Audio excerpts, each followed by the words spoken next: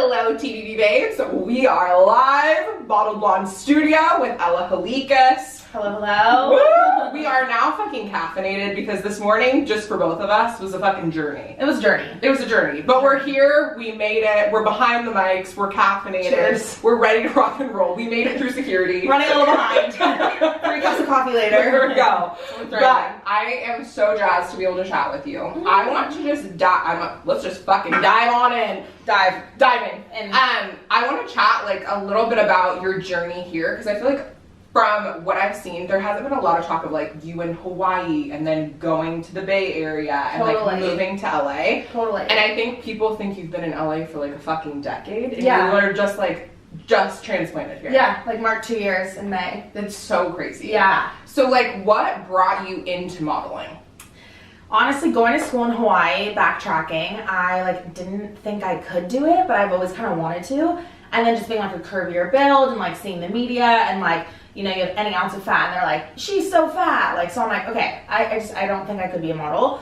But then it was more of just like taking photos for Instagram, like having fun with it. I wasn't an influencer. I didn't have any of that. But the more I took photos and like feeling confident in my skin, like that was a whole journey in itself because I wasn't always confident. But once I found the confidence, started wearing the swimsuit, started taking the photos, that's when people were like, oh my God, like, why aren't you doing this? Like, actually legit. And I'm like, what do you mean? Like, da-da-da. Long story short, I got scouted through Instagram from an agent in San Francisco, where that's where I'm from, is the Bay Area. So I was like, maybe I could do this. Like, a whole new, like, era happened for me. Like, I wanted to be a journalist. I wanted to be a news anchor, study journalism. And then this whole thing unfolded. And I was like, maybe I could. And then that's when I tried out for SI. I moved home to save money and try to do modeling in SF, and it was like just slow. And then that's when I was like, all right, I need to like pursue this heavily, and like this has been a dream of mine, so let's just go to LA and figure it out. That's That's crazy. how I kind of like started. So I listened on a podcast that you literally were waitressing, and you were like, fuck this, I'm moving to LA, and you literally just gave your parents, was it like a week's notice? Yeah. That's amazing. Yeah. What was like your moment? Like, what was it? The being scouted because you got scouted and then you moved back home. And then I moved. Yeah. Okay. So what was that moment that you were like, I'm gonna fucking do this? We call it hitting the fuck it button, and I should bring out the button because it literally says like fuck it. Literally, they're off of Amazon and they are amazing. Anytime I have a big decision, I hit it. But like, I love that. It's a great idea. I will send you one. Thank you so much. But so like, what was that moment like? Was it like you working? Was it you like? Do you remember it? Yeah, honestly, like mine was okay. It was a mix of things, but it was like feeling like very like urgency. Like I just felt like I need to do this. Like why am I doing? Like why am I here? I'm not happy. I'm not fulfilled. Like I had some friends. Like the serving job was good. It paid like decent, but it wasn't like what I wanted to do. And then that's when I was starting to get traction on TikTok, and I was getting like more followers and like some more like brand deals were kind of happening, and I was like, wait, I feel like I could like do this but like on a bigger level. But the only thing that was holding me back was my environment and like living at home. Like I had like some family issues going on, and then like COVID hit. I was like super depressed. Like it was horrible living at home, and I just had to get out. And I think it was like when you get pushed to a point of uncomfortability of like, I don't want to live like this. I don't want to do this anymore. You feel forced to make this like another option. Yeah. And so when I was like pushed to that button of like, fuck it, of like, I don't want to be here anymore. Why am I here? COVID's happening. I have no reason to be in San Francisco right now. I've outgrown this place because I was born and raised here. Like, let's go.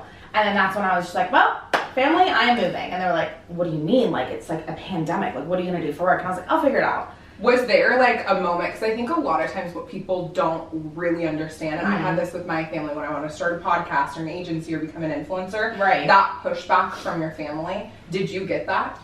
Oh, for sure. Like, more so at first when you don't have like much to show for it in terms of like work and like money and like follow, like all that, it's more of like, what are you doing? Like, let's get serious. Like, what are we, like, why are we spending all this money for school? And I'm like, trust me, trust the process. It was like harder when I was living in Hawaii because a lot of like what people saw was like the external thing. Like they saw the swimsuit photos, they saw like me putting myself out there, and people like in family were like, what is she doing? Like no one got it, but I knew what I was doing. Like no one like knew, but I knew kind of feeling.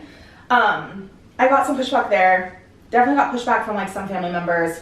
My yaya, like it's just obviously it's so bold and like putting yourself out there and like definitely posting like swimsuit photos is very non-traditional, I guess. And like in my Greek culture, like a lot of my relatives were like, okay, like what is she doing?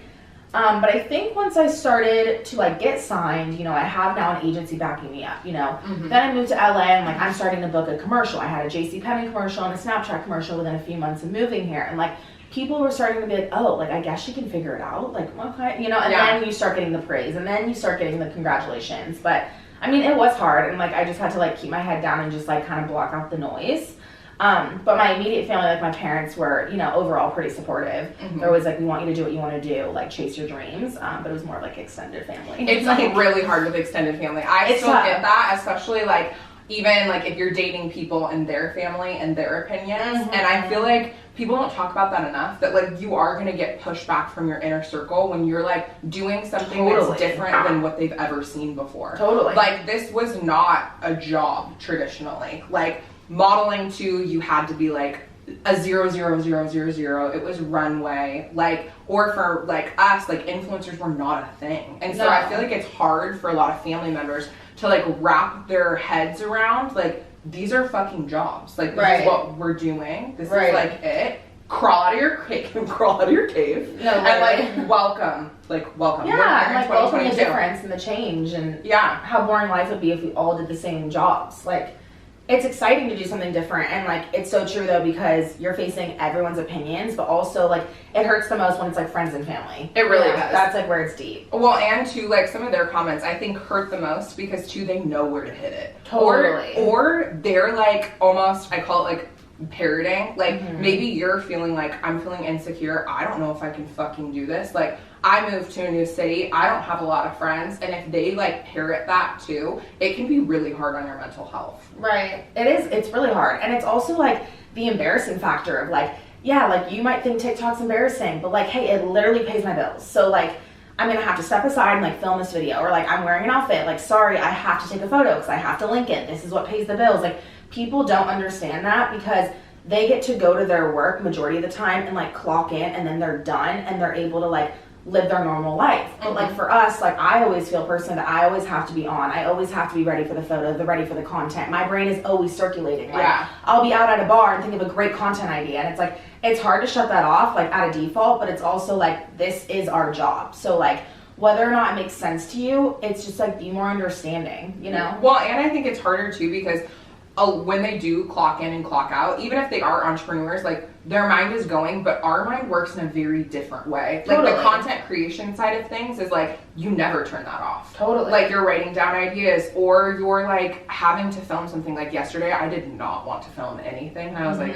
oh my God, it is 10 o'clock at night. I just came home and I have this brand deal that I have to send in. So I have to go in and do the thing and send the thing. And it doesn't matter if it's 12 o'clock at night, like you've got to do it. And I think people think that like it, because it looks so glamorous, like your off days are still your off days. You still got to fucking show up. You got to do the thing, and you got to put like your best face forward. And that's when it's tough. It's like the deliverables are due, the content's due, but you're like depleted. You have no social energy left, and like sometimes like going to the events like we were talking about and stuff, like they're all fun and they seem glamorous, but at the end of the day, like it is work too, you know? And so like sometimes you don't want to do it, or your social, you know, battery is drained, but like you gotta go and you gotta show face. Yeah, like literally today I posted on my Instagram story, I was like, I tell my friends that like I'm low. That's like my best way to like let people know. I either say like I'm low or I'm at capacity, meaning like if I'm not responding to you, it's not personal. It's like I've gotta like be in my own head and be in my own space and like push through the things I'm going through. I love you, but that's like my way of saying like I need a moment and I need space. And that's a good way to like have that boundary with your friends and family too, because I think when you're expected, just in life in general, not even influencer, but like when you're expected to be like the strong friend or like the friend people go to, at least like that's for me, I feel like. Oh yeah, me too. And like I'm always giving the advice. I'm always like, you know, here to like, if you ever need to talk about anything, and I love being that person for so many people, but sometimes I feel like I don't have that person. And so like that's hard because I'm also like single, and like we could even dive into a whole other topic, but I just think it's hard like putting that pressure on yourself to always be on for work, but on for family and friends. And then it's like, when are you on for yourself? Exactly. And like, when do you make time for yourself? And then it's like, I don't know, it's like hard to balance it all. So I think it's good to have that boundary to be like, hey, I love you, I'm here for you, but like, I don't have it in me today. Like, you know. I feel the exact same way. I feel like I'm always the go-to person for everybody, and sometimes I have to be like, I watched my phone ring the other day on the kitchen counter, and I was like, I am taking this time for myself. Like, and I was can't like, answer I'm that. not answering that. Yeah. But I will answer you in 20 more minutes, and then I will recall you. Totally, and it's like not even personal. It's like, I love you, but I can't do it right now, you know, and it's, you have to have that boundary. So from like when you moved to LA to like making friends, I think like we were just talking about friends and like having people to lean on here, you knew very few people when you moved here, correct? Yeah, I didn't know anyone. That's so crazy. I knew my roommate. Yeah, I knew a few people from college, but I didn't have like a great support system out here. Totally. How did you go about like making friendships and putting yourself in spaces to make friends? I would say a lot of it honestly came through social media, which is like so great because people like, you know, like to talk shit about it, but like there's also a lot of pros to it. And I think for me, I had to filter out a lot of like fake friendships, and like that was really hard for me. I think when I moved here, I like thought everyone was great, and I always loved to see like the best in people, and like I was like, oh, this person's, you know, my new best friend, and then you start to realize maybe they don't have the best interest in mind for you, or you know, this whole time that you think they're supporting you, they're competing with you. So I had to go through a lot of that, honestly. But I feel like I finally found, like, after a few years of being here, like, my core group now, like, my core people I can go to and, like, rely on. But a lot of it, like, my close friend Victoria, like, actually DM'd me after a Sports Illustrated thing, and she's like, I'd love to get coffee with you, like, you seem fucking cool. And then we, like, met, and, like, immediately, like, I cried after I met her. Oh, that's so cute. Yeah. That's amazing. I know, and so it's, like, finding those people where it's, like, that's why I went through the bullshit, because I found you, and, like, that's why I had to go through that X, Y, and Z to find this friendship. So it was not easy at all, but like it takes time, and just be patient with yourself. And I feel like you just have to be like open to people and possibilities, because like I have a few friends that are more like closed off. It doesn't even mean like being shy. It's just like being open. You have like a very different energy when you go out and you're like, I'm open to whatever's gonna happen, versus like I have enough friends and like I don't really need to meet people. It's like two different vibes. Yeah. And I think inviting vibe. It's very inviting. And also events are a great time to meet people. Totally. Like, I think a lot of times people can go in, especially if you're by yourself at an event, and you're like, holy shit, there's all these people. I've either seen them on social or like I'm nervous to go up and like talk to people. Right. When you met Victoria, like what kind of interaction were you like, fuck yes, I'm so excited? It was like we just sat down and like you just like feel a click with someone, and like I just like sat with her and we talked, and I think it was actually, I love the story because a lot of people in LA specifically are like not the most like wanting to help you in your career. Like they're all more focused on themselves and like how can they improve themselves and become famous and do this. But like this was my first time ever where I sat with a friend and she was like, oh my god, like you're a star, like we have to plan your takeover, like what are we gonna do for you, like okay, so you should do this, this, and this, and you should do a hashtag. And I was like, what? Yeah, you're like, you want to help me. She has like 1 million followers on TikTok, like well over like whatever that I had, and like she's sitting here wanting to help me and my platforms and like my career, and I've never seen that before. And I was just like, wait, what? Like, you're too nice. Like, why are you even doing this? Like, whatever. And she's like, no, like, I just, like, I know, like, da-da-da, and A, B, and C, and, like, let's do this. And I was like, wow, like, you are rare, and, like, you are such a rare friend. And that's when I knew, like, she, like, has such a good heart and, like, wants to help others. And that's, like, the first thing I saw. So I think, like, look for those qualities in people that are, like, very giving, like, very selfless, like, want to be there for you, like, not looking at how they can use you or take away from you or, like, drain your energy. Because I've had friends where they don't have the best energy and I have the good energy, so it's, like, they're leeching off my energy. And, like, that's not a friendship either. So it's, like, be aware of those red flags. But, yeah, I think just being open, like, going back to advice on how to do it is, like, whether you do have a 9-to-5 job, you know, start going to, like, get lunch with your coworkers. Yeah. You know, like, ask to stay late after, ask them to have a wine night. Like, I have a really good friend now that lives in my building, and I, like, literally met her in an elevator, and I was like, we should hang out and do something, and, like, now we're tight. Like, I think just being more open to it, and, like, use Instagram to your advantage. To be like, hey, girl, like, just moved to LA, like, saw you lived here, like, would love to grab coffee sometime. Like, boom. Like, yeah, you know? That's how I've met a lot of my really good friends. And I did the same thing, too, when I moved here. I called it, like, kind of cutting the fat in the sense that I was like, I don't need all these extra things around me that are, like, not benefiting me. Totally. And I was like, okay, when I come here, I'm going to, like, kind of, I don't know, I think moving is a great time to almost like rebirth yourself. Totally. Like, and so I was like, hey, now with like a lot of people or just different people that I meet at events or business connections or whatever, I always gut check. So like after that experience, I'll like sit with myself for a few seconds and I'll be like, was that a good experience or was that a bad experience? How did that feel? Yeah, that's interesting. Because like really most of the time, you're not going to fucking remember what someone said to you at an event. You're not going to remember anything that necessarily happened. You're going to remember how they made you feel. And you're like, wait, I love being around them. Or like, that made me feel really great.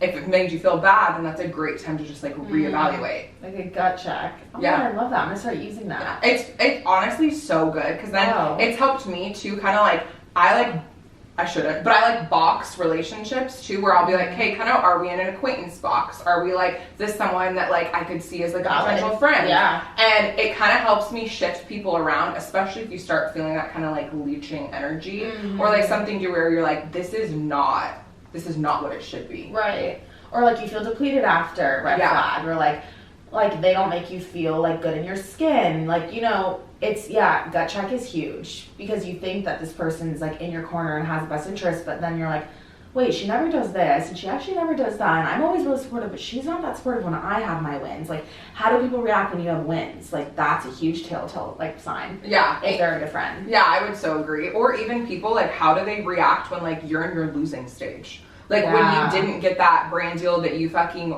put all of your heart, energy, and soul into. Right. Or that deal, like that commercial you thought you booked and then you fucking didn't. And you like need to call someone and you're like, okay, I'm not in my happiest rosy moment. Like I need to lean on someone. Totally. And like how they react to like you not getting that.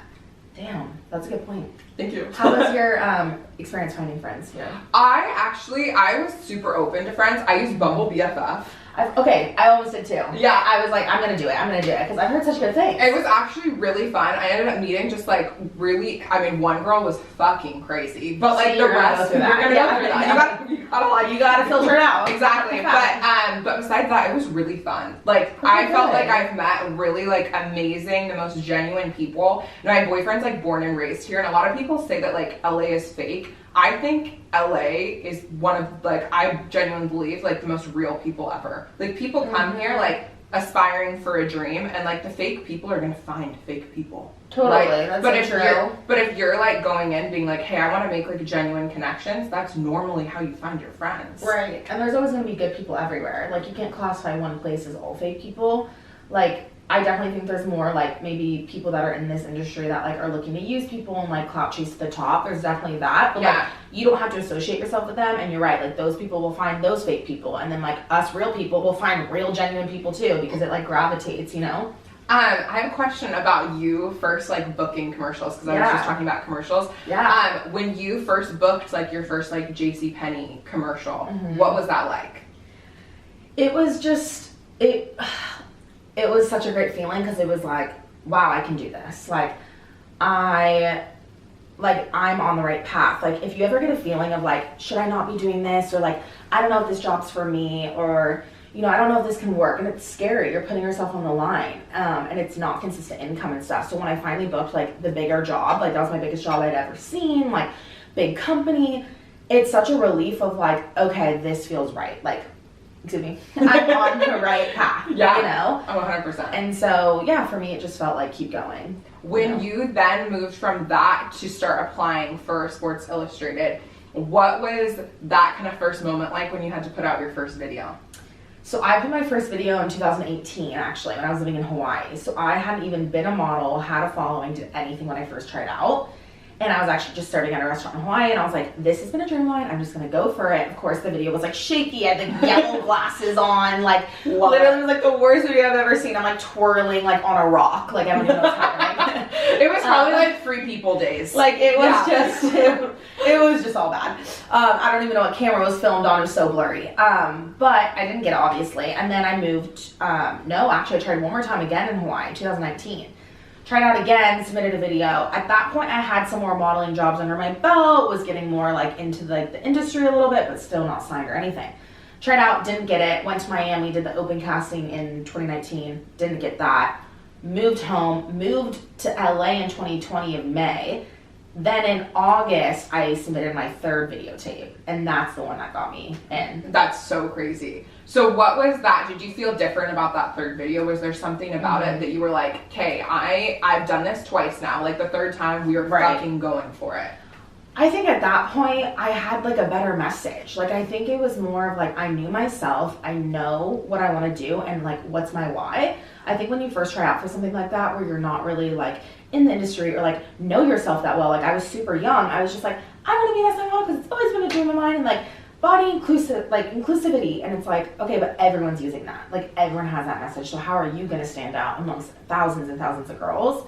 I think by the 3rd time, you craft your message, you craft your pitch, you craft like your brand. I had a better videographer. I like invested money into it. I like, you know, got a makeup artist. Like it was more like professional, and my message was deeper and more on brand for me. So I think I stood out in that way. How did you go about crafting your message? Like, because I think a lot of times why on social, like people hit or videos hit is because you're like invoking some type of emotion. Like how did you go about crafting that? Because people could just say I'm body inclusive, but like your deeper message. I think it's a lot of time like thinking and like evaluating and reflecting on like, I think we go, and it's so hard to like stop and reflect and be like, why? Why are we pushing so hard? Why do you want SI? And then I was like, oh, like shit, why do I want it? And I'm like really trying to think. And then when you think that, you say, well, why that? Okay, well then why that? And then you get to your true purpose. And I think like after breaking down my why so many times, it was more of like loving your skin that you're in, like, and like knowing that you don't need to change for anyone, and knowing that like to be the best version of yourself. Like for so long, everything in this industry is about being in a box. And I was like, F the boxes. Like I don't want to be in a box. I don't want to be plus. I don't want to be this. I don't want to be that. Like I am Gabriella Halikas, and I am my own individual person, and I am a model because I am like experienced enough and like know how to model and like whatever you want to say, like to have the skills for it. It's not because my body or my size. I should be able to lose weight and still be a model, and gain weight and still be a model.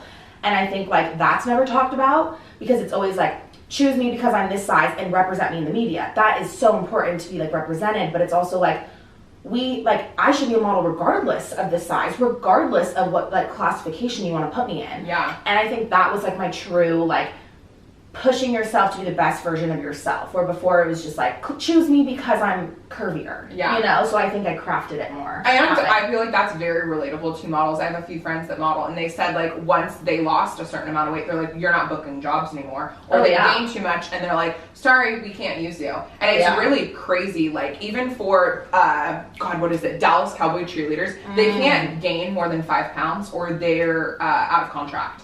What? Yeah, so that they get like weighed, like they get weighed, and they'll like which I thought was so insane. And 15 hours later, the boys are like, that was not nice. They're judging her for like her weight, and like I saw the boys all start adding in, being like, that's toxic behavior. I can't believe all that stuff. And we talked about it later, and it was so crazy. Like after 15 hours, the boys like watching this, they're like, this is fucking toxic. I knew within 5 seconds, right? You know.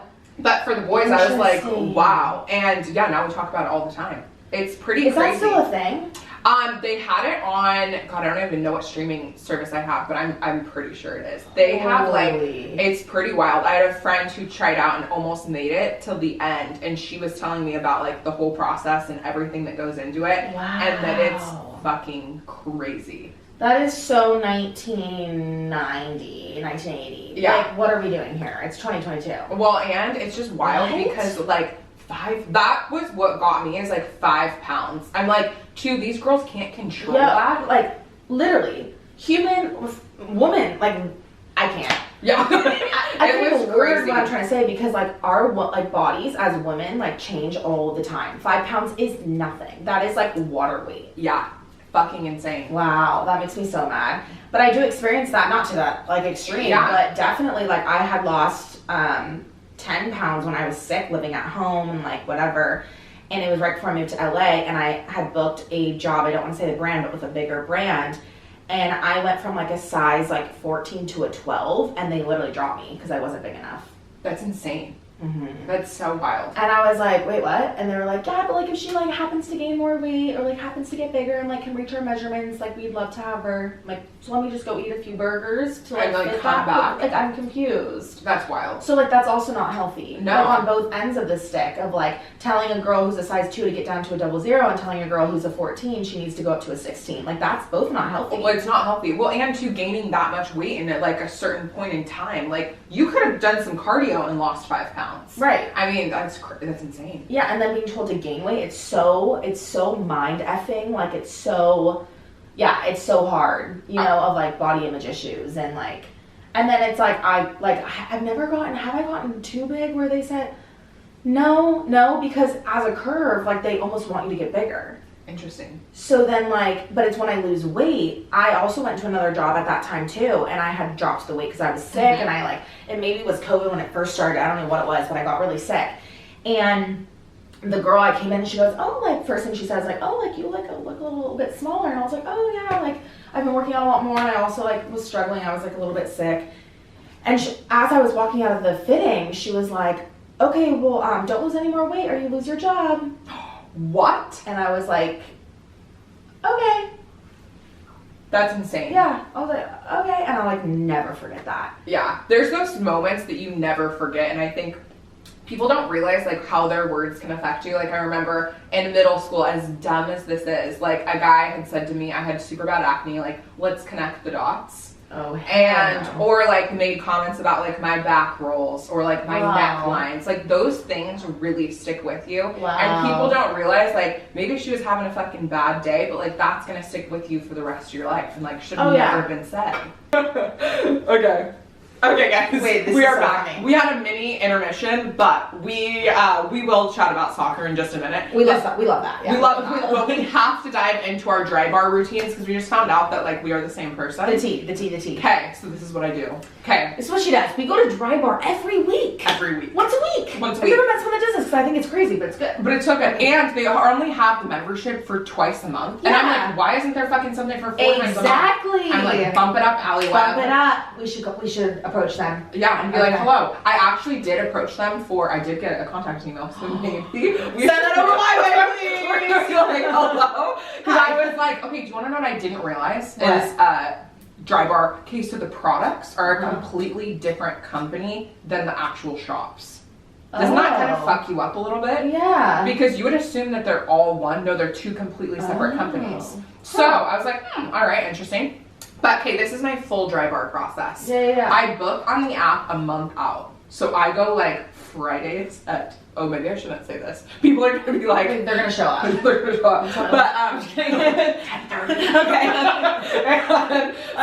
So I go and so I have like same time every Friday. Yeah. Unless I have like something else, then I'll like add another one. But never book out in advance. Okay, book out in advance. Because otherwise, I like a good like 7 a.m.er too. If you like have like a super busy day. Totally. Because otherwise, too, it's nice and quiet. You can get in. Nobody fucking bothers you. I love this. The Wi-Fi actually works if you go early. Otherwise, have you noticed like the Wi-Fi is shit in all the dry bar? Yeah. I use that as like, I call like my airplane mode, where I will like do stuff in my notes, like come up with ideas. Because otherwise, I'm trying to text somebody and I have to resend it 18 times, and I'm like trying to post photos. Yeah, it doesn't work. Yeah. But I'll go in, I bring my own shampoo and conditioner, and then I have just because you like love like what you use. Because it's better on my extensions. I don't know what kind you have. I don't have extensions. I have I make them wash twice is what I was saying. Okay, got you. But I want extensions, so we have a lot to talk about. Yeah, we have a lot to talk about. But stress.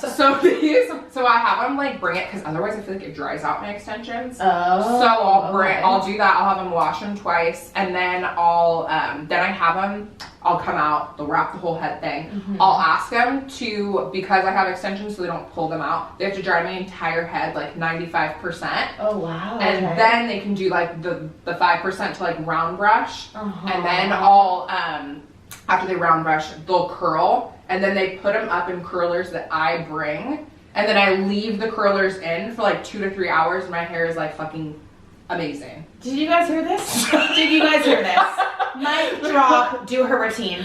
I'm impressed. Okay, I'm not like that, like choreographed with mine, but I'm gonna get on your level. Okay, perfect. Yeah, and there was this other influencer who just dropped her curlers yesterday. Did you see that? She's like a TikTok girl. No. I've been wanting to get some new ones because I actually stole them from my hairstylist. He hasn't asked for them back, but I'm like, I need to give them back. Yeah. So I like want to get hers now. But oh, okay. yeah. Well, and then we'll have to talk about your shampoo and conditioner and where you get your extensions done. Yeah. I'll give you the girl. She's so good. They are pretty fucking pricey, but they're really worth it. I'm not gonna lie. Okay. And they end up looking really good, and mine don't look like too nappy. Like, no, they look really good. Like I feel like some girls too. You can like tell. You can tell. Yeah. You gotta put that price in. Yeah. Okay. Sorry, that was more about us than it was about you guys. Yeah. We're like, time into the routine. So we are back to soccer. And back to soccer time.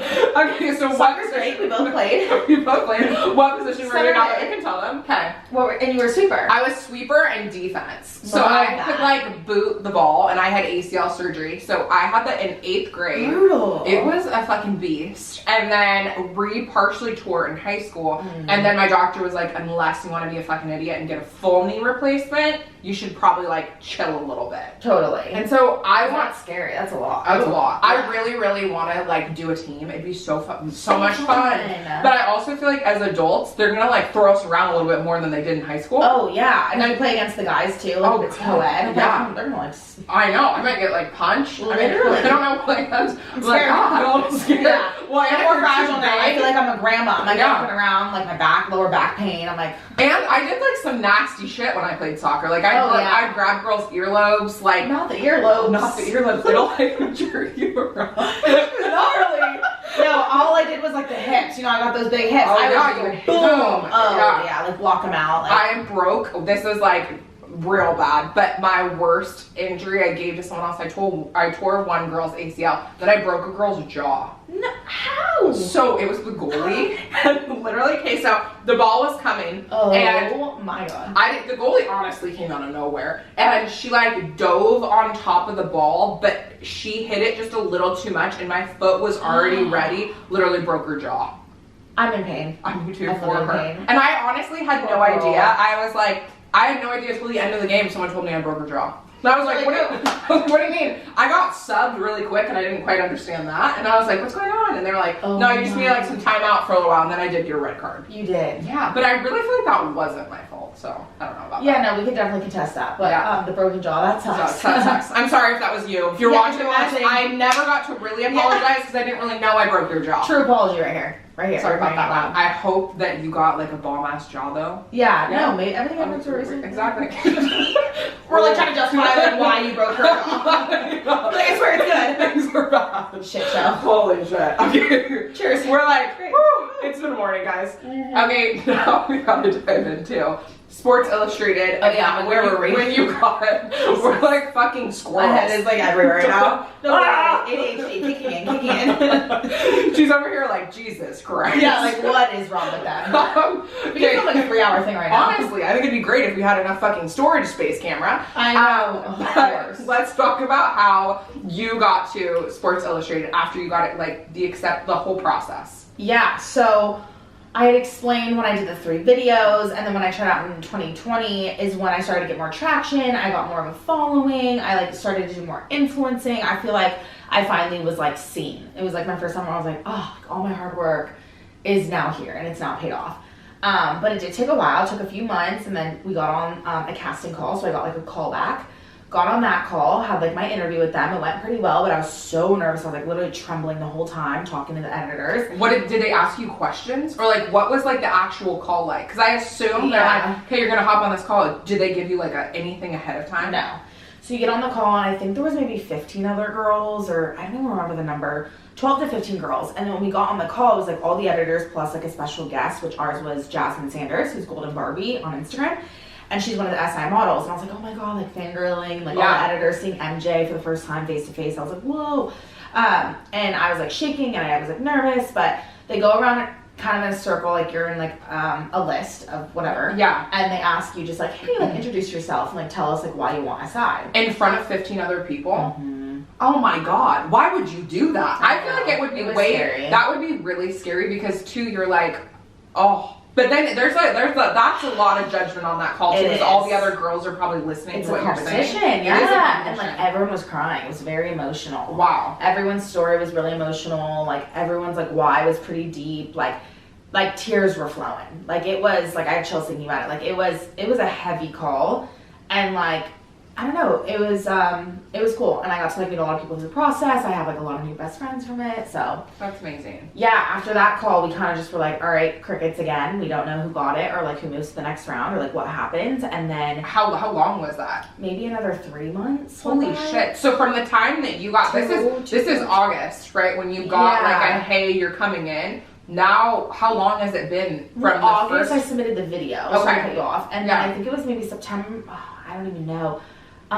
Maybe October or November. I honestly kind of forget of the first call. And then it was, I think, in January. Holy shit. So this is like a full-blown, that's a lot of months. Yeah. Wow. I'm like kind of messing up the timing, I think, but it was like, I'm like trying to. We're caffeinated. Yeah. You know, timing isn't, we have to be fact-checked on here anyway. Fact check me if you know. I should know the dates. This is embarrassing, but it was months later, and then I got on the second call, and that's when I was like, oh wow, they want to talk to me again, like it's a good time. Yeah. So we get on the call, and then that's when we were like talking to editors, and there was 14 other girls, so there was 15 of us, and then MJ starts the call with, hey guys, thank you for taking the time to be on this call. I just want to let you know now that you're looking at the top 15 finalists of Sports Illustrated 2021. That's fucking crazy. And we were like, what? Like bawling, everyone screaming. It was like the most insane call I've ever had. That's so amazing. So now you are really bonded with those 15 girls like for life. Like that's something that you're never gonna freaking forget. It ended up being 13. Okay, 13. Okay. A few people got out or like whatever, had their own stuff come up. So it was 13 of us, and yeah, we got to bond and like have this whole like year with them. It was like a really long process. We had a shoot like the next like 2 months after that or a month after that. We had like the shoot in Atlantic City, and like we got to bond with the girls, and like people find their people, and yeah, I mean it was an insane experience. So what was like the process? Did you guys have any kind of like process for like getting ready for the shoot? No process. Wow. Up to you to make the process. For me, I had like my personal trainer. I like went so hard in the gym, worked out like 3 days a week with him, like grinded, like tried to just like feel my absolute best like walking into the shoot. Yeah. But there was no set like this is what you're supposed to do or this is what you should do. It was more just like you're shooting here, show up how you want and show up like as who you are, you know. Like a fucking badass. Mm-hmm. Okay, I love it. So then after this shoot, what was that process like for the next year? So then after the shoot, it's also more so like a waiting game. Like you don't know then who's going to be rookie. So you have like the finalists and then you go down to a rookie, which is basically the swim search winner. So then after the shoot, we also don't know who's going to be in the magazine. Is it everyone going to be in the magazine? Only a few people, we don't know. And you don't get many answers. They like to keep you on your toes, and it's like scary. You don't know anything that's happening. So yeah, so then there's the finalists, and then there's usually top 6, and then there's usually rookie, which is like the swim search winner. Usually top 6 is in the magazine, and the rest get to be on the digital magazine, not the hard copy. Okay, gotcha. When we did it, we all just thought, like, I wonder who's going to be top 6, whatever. A few months go by, maybe a month and a half. We don't really know necessarily the timing. We were kind of like, what's going to happen? They ended up surprising us and saying, congratulations, all of you were in the magazine. We couldn't just choose 6. That's so wild. And that was like the first year they've done that. And I was like, what? We all basically won. Like, this is crazy. Everyone won. Everyone got to be in the magazine, which, like, that's what I wanted. Like I never wanted to be necessarily like, it wasn't like I need to be a rookie. It was more of like, my whole thing was like, my dream was like to be in the magazine where you can go to a store, pick it up at Barnes & Noble and open it, and there I am. So my dreams came true. Yeah. We were all in the magazine, amazing, yada yada yada. Then it was like, who's gonna be rookie? Then they do like an online, you can like, you know, go in and vote for people. Yeah. They also have like their own voting process. At the end of the day, they get to choose, not necessarily the people. So they chose, and so they chose 2 rookies. I did not get it, unfortunately, but 2 of my best friends, Katie Austin and Kristen Harper, did. Katie Austin has been on the podcast. Yeah, I saw that. Mm-hmm. Amazing. It's so awesome. Yeah, she's a close friend of mine, so her and Kristen both got it, so that was amazing. But it was really cool because when I went to Miami and I got to see the magazine for the first time ever to celebrate the launch, it was such an emotional experience. I was like at the airport and like I was racing all over. It was like the day it dropped in stores. I was like racing all over. I had a job in San Francisco. Then I had to Fort Lauderdale that night for the launch weekend. No one had seen the magazine. We don't know what photos they're choosing, what your page looks like, nothing. And I'm like racing around with my dad. He picks me up because they're in the Bay Area. Picks me up, like running around after my shoot, trying to find this. We went to like 30 like libraries, 20 stores, like no one had it. Insane. CVS, Walgreens, we're racing around, all of that stuff, couldn't find it. I get to the airport and I'm like, wait, I should check the airport store. And I look and I see it. I see Meg Thee Stallion on the cover. And I was like, oh, there's the magazine. I like ran, I grabbed it, like shaking, literally in line. No one has any idea. I'm like, I got this magazine. Like, I would have opened the magazine and be like, showed everyone. This is me, bitches. Literally, I wanted to be like, I'll take this. Yeah. Just like open it to my thing. The clerk's like, okay, I'll take this, an airplane pillow, and also, by the way, if you want to open page 42, I'll sign it for you. Yeah, literally, I will sign it. But that was just like an insane experience. I like sat down, I was like, I'm gonna film this. And I like filmed myself, I like opened it, and I was like, and I just started bawling. It was like such a crazy experience. So then after that, I saw that like one of the surprises was I got a full page, and not everyone did. Only 3 girls did. That's crazy. I have a full page, which was like really awesome to see.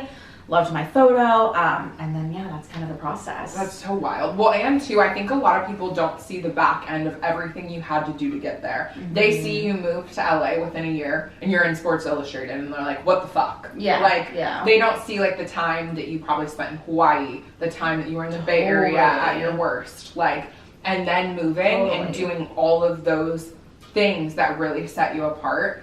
For modeling or like being in the influencer space, what do you feel like you've done that has really like pushed you? What has set you up for like this moment? Consistency. Like I feel like one thing, you don't have to be the best. You don't have to be the most beautiful for modeling. You don't have to be the most smartest for whatever. It's like consistency is everything. And I feel like I show up every single day. I'm putting out fresh content. I'm pushing. I'm going above and beyond, reaching out to these brands personally. I'm trying to like make a connection. I'm like, I'm in the mix because I've stayed consistent with it. It's easy to get discouraged because you're going to have slow months, you're going to have slow days, you're going to get no views on content, and that happens. But like I always say, like consistency wins. Like stay consistent. What's like your schedule? What do you figure out what to put on which platform? I don't really have one, and I can't. And I need to work on that. But I think I try not to force myself to post when I'm not in the mood. Like I will, because I believe obviously in like staying consistent and showing up even when you don't want to. Yeah. And that goes a long way. But I'm also like, if I'm not putting out my best effort, like I don't need to right now, and give myself grace. I used to be really hard on myself. Like I haven't posted in 2 days. Like, oh my God, like my life's over. And now I'm like, no, like it's not the end of the world. Like, because then when I am in the mood and I am creative, I'm pushing out 4 to 5 TikToks a day. Like I'm like, let's go, And I think it's like listening to yourself and listening to like what feels right and like not forcing it, because people can catch on when it's not genuine. And I feel like I always try to be like genuine and authentic. But I don't have like a set schedule. I'm like Mondays and Tuesdays I do this. Like I kind of just do like what feels right. I wake up and I'm like always thinking creatively. I have like notes on my phone, like all that. Is that how you do your creative process? Are you notes on the phone, girl? Yeah, I have notes on the phone for sure. I write down lists. I have like my Google Calendar where I try to put like stuff in for content, but majority it's like notes on my phone with the links of the audio on TikTok that I want to use. Every trip I go on, I have a whole list of already what I'm filming. So I kind of just keep track of it that way. How do you feel like, besides consistency, what on TikTok do you feel like is advice for people who want to like really put a lot of time and effort into their TikTok and like grow it? I think my friend Victoria has helped me a lot with this, because I think for so long you think you have to do everything that's a trending sound. Yeah. And she's always like, no. And I'm like, what do you mean? That's how you're going to get views? And she's like, no. Like people have this misconception that like you're going to grow a following by just using the best trending sounds. And she's like, people don't like that. It's so oversaturated. So she's like, show up as you, use your voice, like talk to the camera. That's what the audience wants to see, is like, who are you? And so I started to do that more, and then that's when I like popped off with Victoria, because I was like, today I'm just gonna teach you guys how to smize, and like it hit like 5.4 million views. Insane. I'm like, wait, what? Yeah, you're like, hey, I do this every day of my life. I didn't know this would work. Like, so now I'm like, oh, well, maybe I can teach this. Maybe I can coach this. Maybe I like, and so when we do videos together, people like love it, and it's like us talking to the camera, where before it was like a trending video of me like slow-mo walking, and I'm like bad bitch energy, and like that does decent, but it's like, okay, everyone does that. Yeah. So like, what's your voice? And like, I think like putting yourself out there as you, and like you don't have to stick to one niche. I don't think, like, I'm not the brain expert on TikTok, but like dabble into things that feel right for you. Like, everyone has different things. Like, I have, like, fitness, but I also have fashion, but I also have confidence, but I also have, like posing tips and, like, smize tips, whatever. And I think see what works and then roll with what's working and, like, just, like, flow with it. And, too, I feel like you just have to, like, people have to know your story. Like, I love Gary Vee in the sense where, like, you fucking know Gary Vee because he has vomited his story for so many years that, like, you can't help. Dad, and the wine. And I can, like, picture in the basement. I can see, like, this nasty ass table and he's, like, holding 2 wine cups and he's like, today on Wine Network. Yeah, literally. And, like, you know. And so I feel like with TikTok, too, you've got to just fucking repeat your story. There's so many people out there who are, like, posting, and you've got to repeat it enough to where, like, you're like, I'm fucking tired of hearing it, but then people know. Like, the influencers that I think about, too, started off as a base of liking something. And they posted what they were passionate about. They posted what they liked. They built off of that. They were like, hey, maybe I'm a fashion girl in New York, but, like, I freaking love fitness. Or, like, I'm not making a ton of money, so this is, like, me on a budget. Like, I think you can branch off into so many, like, other things, but you've got to, like, make your